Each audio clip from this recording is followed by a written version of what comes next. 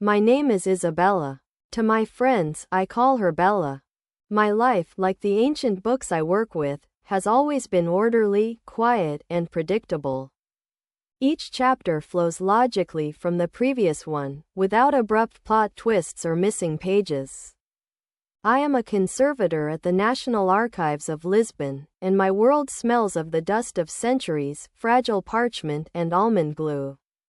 I find deep satisfaction in saving other people's stories, carefully stitching together torn pages and bringing faded ink back to life. My days are spent in the quiet of the vault, under the soft light of a desk lamp, and this silence has always been my refuge, my comfort zone. My apartment in the old Alfama neighborhood is an extension of my work. Small, with high ceilings, whitewashed walls, and creaky wooden floors, my window overlooks a tangle of terracotta roofs and the distant reflection of the Tagus River.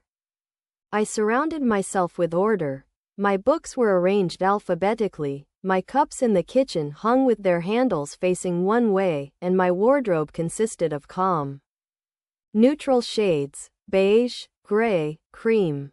This orderliness was a protective wall I erected around myself after my heart was once carelessly broken. I decided then that predictability was synonymous with safety. Lisbon, for me, was also a book, one I read slowly, savoring every detail. I loved it not for its bustling tourist streets, but for its hidden courtyards, for the faded azulejo patterns on the walls of old houses, for the melancholy sounds of fado drifting through open windows in the evenings. I knew where to find the oldest bakery, which alley held the most lush geraniums, and from which Miradoro viewpoint, the best place to watch the sunset alone. It was my city, familiar and well-known. I wasn't looking for adventure. I was searching for harmony. And I thought I'd found it. Until the day chaos burst into my quiet, orderly life. Chaos with piercing blue eyes, the fingers of a guitarist, and the name Julian. It all started on a Thursday. I dedicated my Thursdays to searching for rare editions for my personal collection. That day, wandering the labyrinth of streets in the Barro Alto district, I came across a tiny, barely noticeable door with no sign. From behind it came the sounds of a guitar, not traditional fado, but something else, ragged, passionate, full of such unbridled energy that I involuntarily stopped. Curiosity overcame my habit of sticking to my intended route. I pushed the door open. I found myself in a small art gallery. Strange, expressive canvases hung on the walls, and in the center, on a simple wooden chair, sat him. Julian. He was completely absorbed in his music.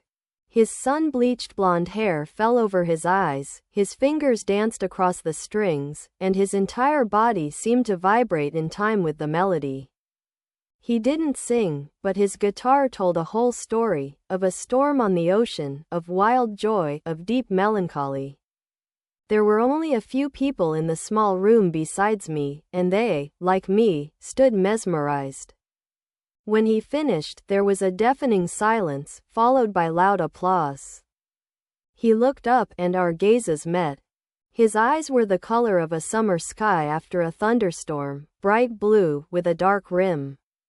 He smiled at me, not a polite smile for the audience, but something personal, mischievous, as if we were old acquaintances sharing a secret. I felt my cheeks flush and quickly turned away, pretending to examine one of the paintings. He came up to me. He smelled of ozone, tart herbs, and a hint of turpentine. "I hope I didn't overwhelm you," he said. His voice was low, slightly hoarse. "No, of course not." It was very powerful. The words came with difficulty. Accustomed to precise formulations, I suddenly felt tongue-tied. Powerful? A good word. I'm simply trying to make wood and metal speak what's inside me. He nodded toward his guitar leaning against the wall. "And you? What brings you to our humble abode of chaos? You don't seem like the type to frequent such places." His directness was unnerving. He looked at me so intently, as if reading an open book, and I instinctively wanted to slam the cover shut. I was just passing by. I heard music. Fate, he chuckled. My name is Julian. And these terrible paintings are also my work. Isabella, I introduced myself. And the paintings aren't terrible. They are alive. And it was true. They were chaotic, vibrant, full of movement, like his music. The complete opposite of my world. We talked for about an hour. It turned out the gallery belonged to him and a few of his artist friends. They rented it for next to nothing so they could create and display their work. He spoke passionately, gesturing, his eyes sparkling. He told me about his travels, about how he spent several years living in a van, moving from place to place, playing on the streets to earn a living. He embodied the freedom I'd never allowed myself. I, in turn, told him about my work. I expected him to be bored, but he listened with genuine interest. So you save dying stories? He asked, and there was no irony in his voice. It's the most important job in the world, Isabella.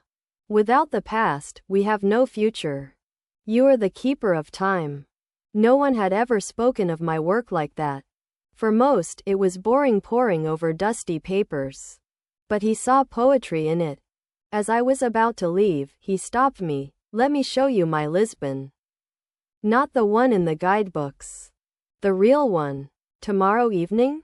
Part of me, the one responsible for order and safety, screamed no. It was too unpredictable, too vibrant, too alive. But the other part, the one I'd kept locked away for so long, whispered yes. Okay, I replied, surprised at my own courage. I left the gallery, feeling the world around me change. The sounds of the city grew louder, the colors more vibrant.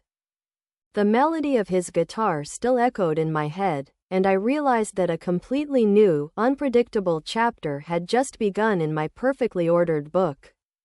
Our first date was unlike any I'd ever been on before. No candlelit restaurants or movie theaters. Julian met me at the foot of our hill on an old, rattling Vespa. Hold on tight, timekeeper, we're going on a journey, he shouted, handing me a helmet. I'd never ridden a scooter in my life. Fear mingled with an inexplicable thrill as I wrapped my arms around his waist. We sped through narrow, cobbled streets, weaving between the famous yellow trams. The wind whipped my hair, and the city rushed past in a kaleidoscope of lights, sounds, and smells. Julian was showing me his Lisbon. We stopped not at a touristy observation deck, but on the roof of an abandoned building, which offered a dizzying view of the 25th of April Bridge and the statue of Christ. He pulled a bottle of wine and 2 glasses from his backpack. We sat on the edge of the roof, dangling our legs, drinking the tart green wine and watching the city descend into lilac twilight. See? He said, gesturing across the panorama. From here, it looks like a disheveled woman who's just woken up. Beautiful in her natural state. Tourists only see her in full dress, but we see her soul. Then he led me to a tiny tavern, hidden down such a back alley that I would never have found it. There was no menu. The owner, an elderly woman with a face as wrinkled as a map of the old city, simply set plates of steaming grilled sardines, fresh bread, and salad on the table.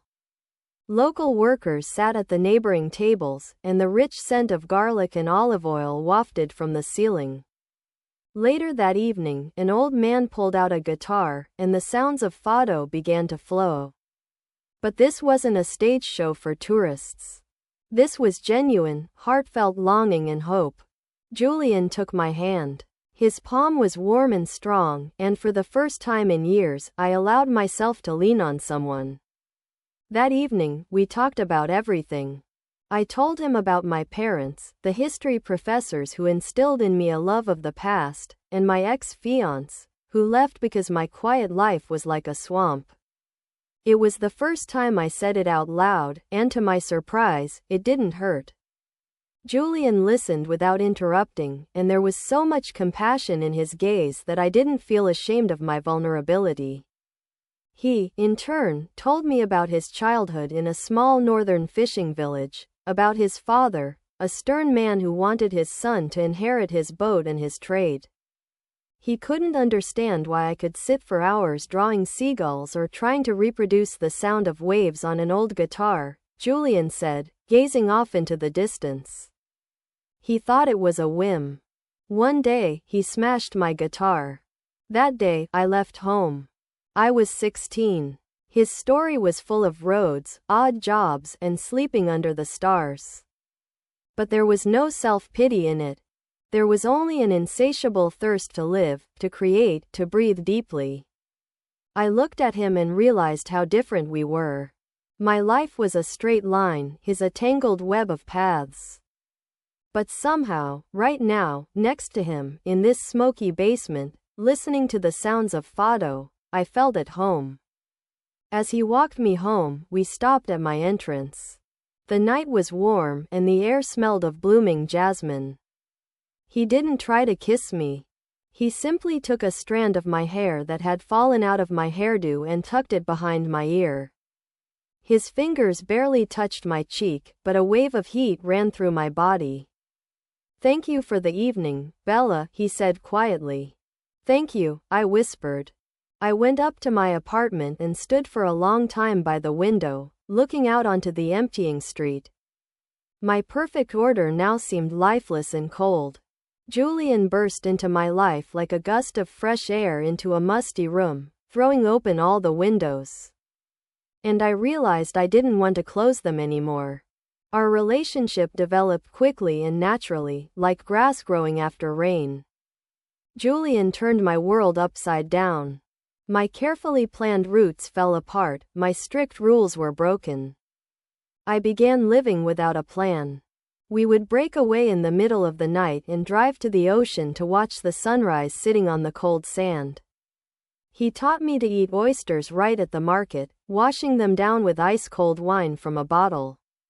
He dragged me to the Fira da Ladra flea market, where we haggled over an old music box until we were hoarse.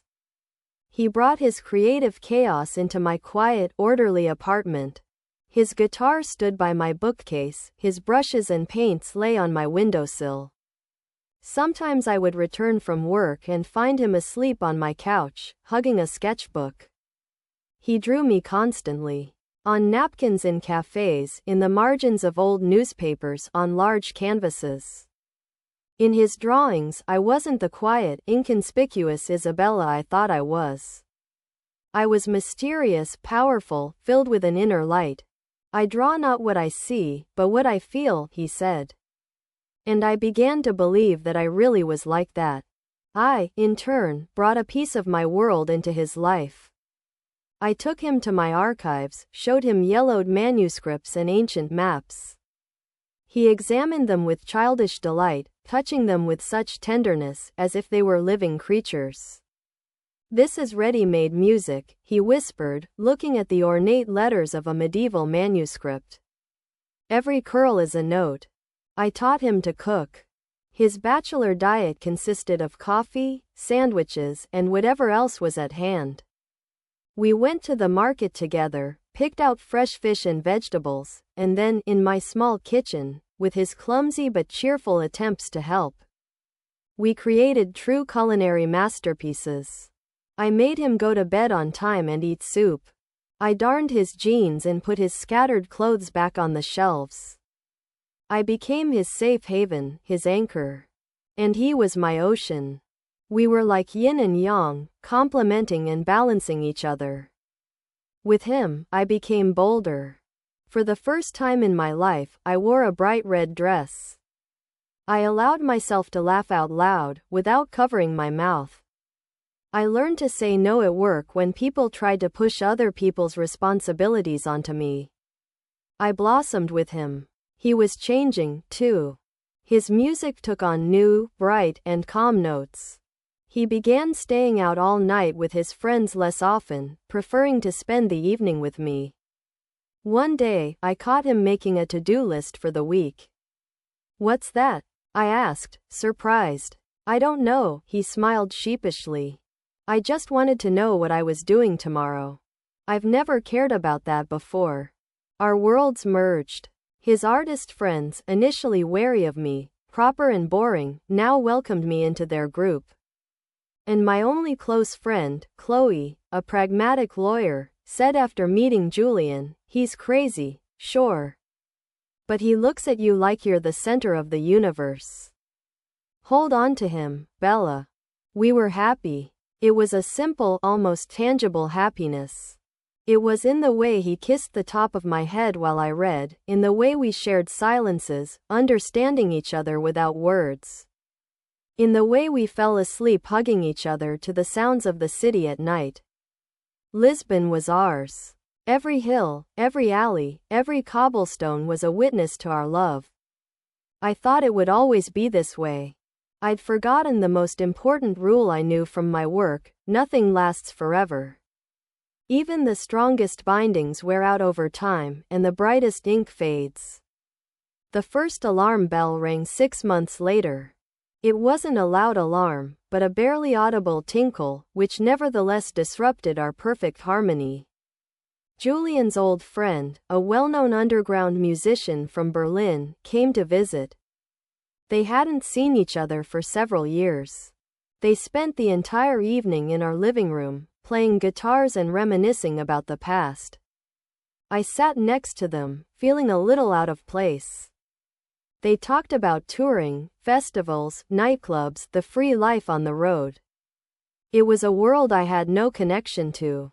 You need to get out of this backwater, man, his friend said, clapping Julian on the shoulder. Your music has become too smooth. You need a shake-up. Come with me on a European tour for a couple of months? Imagine. Roads, new cities, new faces, new music. I saw Julian's eyes light up. That same fire I'd seen the day we met flickered in them, the fire of a wanderer, an adventurer. My heart sank with foreboding. I'll think about it, Julian said, but I realized he'd already made up his mind. He accepted the offer. He was so excited and happy that at first I hesitated to show him my disappointment. I tried to convince myself it was normal, that he needed to grow, that 2 months wasn't that long. But inside, everything protested. He was planning to leave, to return to his old life, leaving me here, in our shared world, the one we'd spent so long building. He'd so easily agreed to trade our quiet evenings for noisy clubs, our bed for uncomfortable dressing room sofas. The week before his departure, the tension between us grew. We began to argue more often over trivial matters. I was picking on the scattered socks, he was picking on my perpetually disgruntled expression. What's wrong with you, Bella? He exploded one day. You should be happy for me. This is a huge opportunity. I'm happy, I lied. I'll just miss you. You're not just going to miss me. You're angry, he said, looking straight at me. You want me to sit here with you, writing my songs for the 3 cripples in our gallery. You're afraid I'll go back to being who I was before I met you. His words hit me hard. Because there was some truth in them. I was truly afraid. I was afraid that, immersed in that old life, he'd realize he liked it more than our quiet, measured one. That I was just a temporary stop on his endless journey. And you're afraid you've become too domesticated, too predictable. I shouted back, tears of hurt welling up in my eyes. Are you afraid I've turned you into one of those people you despised so much? We said a lot of hurtful things to each other. Then, of course, we made up. He hugged me, swore he loved only me, that he would come back, and nothing would change. I wanted to believe him. On the day of his departure, I saw him off at the station. He stood on the steps of the train, handsome and free, with a guitar slung over his back. He looked like a movie hero. And I looked like the one left behind on the platform. The train pulled away, and he waved. I stood there for a long time, watching him go, until the train turned into a tiny speck. Walking home through the empty streets, for the first time in a long time, I felt incredibly lonely. The harmony was broken. The first, albeit imperceptible, deep crack appeared in the perfect binding of our book. The first weeks of his absence were torture. The apartment felt empty and echoing. I mechanically went to work, came home, and cooked dinner for one. The silence I once loved so much now weighed heavily on me. I tried to occupy myself. I took work home, read, met with Chloe. But it was all pointless. Every street, every cafe, every melody reminded me of him. We video called every day. He showed me his hotel room, the streets of the new city, the people he was performing with. He was tired but happy. His life was in full swing. Mine was frozen in anticipation. Our conversations grew shorter and shorter. The time difference, the poor connection, his constant busyness. I saw him growing distant. He said he missed me less and less. He talked more and more about his successes. Their concerts were a huge success. Music blogs started writing about him. I felt the distance growing between us. Not just in kilometers. It was a chasm between our lives. I tried to share my news with him. Can you imagine? I finished restoring a 16th century map. But compared to his stories of performing in front of thousands, it sounded pathetic and insignificant. A month after his departure, what I feared most happened. He was offered a contract. A major independent label from Berlin wanted to record his album. It was an opportunity he could never have dreamed of. But there was a catch. To do so, he had to move to Berlin. Not for 2 months. At least for a year. He called me to tell me the news. His voice on the phone trembled with excitement.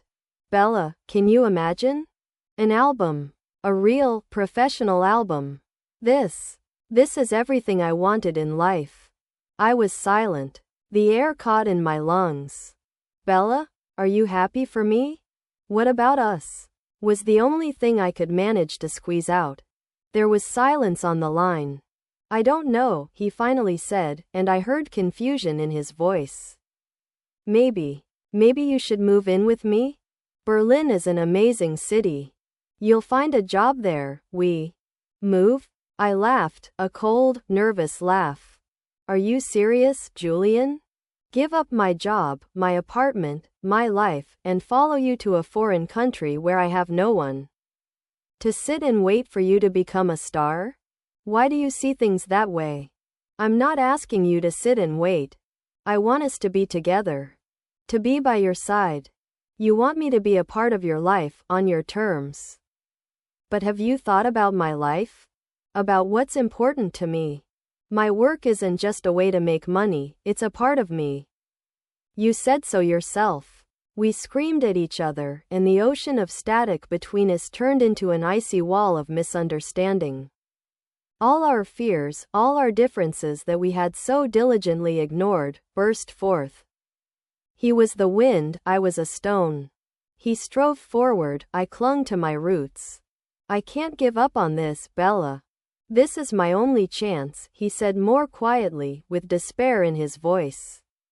And I can't give up on myself, Julian, I replied, tears streaming down my cheeks. I can't turn into your shadow.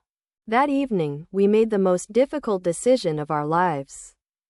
We decided to separate. We both cried, saying we would always love each other, but that it probably wouldn't work out. It was like an amputation. Painful, terrifying, but, as we then believed, necessary for survival. When I hung up, I felt something break inside me. Our story, so vibrant and beautiful, has ended. The page has been torn out, leaving a gaping void in its place. The next months were like a drawn-out black and white film. The colors of the world faded. I lived on autopilot. Work, home, work. I immersed myself in restoration, working until late at night, until my back ached and my eyes ached. I took on the most complex, the most meticulous commissions, the ones requiring maximum concentration, leaving no time for thought. But whenever I was left in silence, his image would appear before me. His smile, his blue eyes, the sound of his guitar. Lisbon, the city of our love, turned into a ghost town.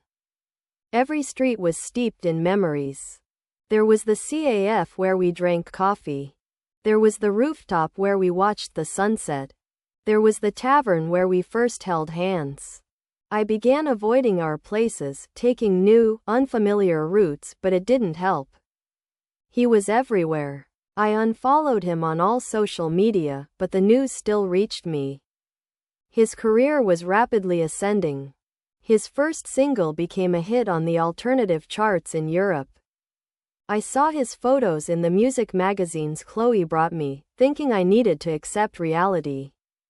He was stylishly dressed in the photos, with a new haircut, but there was no longer the same sparkle in his eyes. There was only weariness. One day, Chloe came to me with a bottle of wine and a determined look. "Enough, Bella," she said, sitting me down on the sofa. "You've become a shadow. You have to move on." "I can't," I whispered. "It hurts." "Of course it hurts. Love is always a risk. But you chose safety over risk. You were scared, Bella. Scared that you wouldn't be able to be his equal, that you'd lose yourself. But haven't you lost yourself even more now?" Her words were harsh but true. I was truly scared. I had become so accustomed to my orderly world that any threat to it seemed catastrophic. I couldn't believe in him, I couldn't take a risk. I preferred to stay in my safe haven, but now that haven had turned into a prison. One evening, while sorting through his things, which were still in the box, I found his old sketchbook. I started leafing through it. There were sketches of streets, portraits of his friends, sketches for paintings. And at the very end, I found something I'd never seen before. It was a series of drawings. The first showed a tiny, frightened bird sitting in a cage. The second showed someone opening the cage door. The third showed the bird flying out, its wings spread wide. In the final drawing, the bird was flying over the ocean, and next to it was another, larger and stronger bird. Under the drawing was the caption, "For my Bella, who taught me to fly but forgot how to fly herself." I sat on the floor, hugging this album, and sobbed. Sobbed from pain, from regret, from a sudden, blinding realization. He didn't want to put me in a cage. He wanted us to fly together. I was the one who locked myself in, afraid of heights. I realized what a terrible mistake I'd made. And I knew I had to try to fix it, even if it was too late. The decision came suddenly, but it was as firm as granite. The next day, I went to work and submitted my resignation. Not a resignation, but a request for a long, unpaid leave. My boss, the wise old Senor Almeida, looked at me over his glasses. "Love is the oldest story worth saving, Isabella," he said, signing my resignation. "Good luck." I bought a plane ticket. One way. To Berlin. I didn't know what I was going to do. I didn't know if he wanted to see me. Maybe he already had another life, another woman. I only knew one thing. I had to tell him everything I understood. I had to at least try. Berlin greeted me with cold and grayness. It was a city completely different from my warm, sun-drenched Lisbon. Vast, industrial, full of energy, but alien. I rented a room in a small hotel and spent a few days simply recovering, wandering its streets. I found the address of his studio online. That evening, mustering all my willpower, I went there. The studio was located in an old factory building in the Kreuzberg district. I stood at the entrance, hesitating. My heart was pounding so loudly it seemed I could hear it across the street. What would I say? How would he react? The sounds of music drifted from behind the door. It was a new song, one I didn't know. Slow, melancholy, filled with such piercing pain that it took my breath away. I recognized in it the sound of our ocean, the cries of our seagulls, the silence of our apartment after our last conversation. It was a song about me. I pushed the door open. He was sitting on the floor in the middle of the huge, almost empty room, alone, holding a guitar. He raised his head and our eyes met. For a moment, I thought I was seeing a ghost. He had lost so much weight and his blue eyes were filled with an endless melancholy. "Bella?" he whispered. His voice broke. I stepped toward him. I didn't know what to say, so I simply handed him the album of his drawings I'd brought with me. He took it and opened it to the last page. He stared at the birds in flight for a long moment, then looked up at me, his eyes full of tears. "I was such an idiot," he said. "I achieved everything I wanted. But without you, it all means nothing. This city is just a backdrop. Success is just noise. The only real thing in my life was you." "No, I was the idiot," I replied, tears streaming down my cheeks. "I was so afraid of losing myself that I lost us. I came to tell you that I'm ready to fly. Anywhere. Only with you." He stood up, walked over to me, and touched my cheek, just like the night we met. "Are you sure?" he whispered. "I don't want you to sacrifice yourself for me." "It's not a sacrifice," I looked him straight in the eye. "It's a choice. My choice. My life isn't just an archive and old books. My life is where you are. I can restore books anywhere. But only one person can fix my heart." He pulled me close and kissed me. It was a kiss full of pain, tenderness, and forgiveness. It contained all those months we spent apart, all our longing, all our love. We stood in the middle of this cold Berlin studio, and there was nothing but the two of us. I don't know what lies ahead. Our story didn't end with "and they lived happily ever after." Our story is only just beginning. It will be difficult, full of compromises and, perhaps, new quarrels.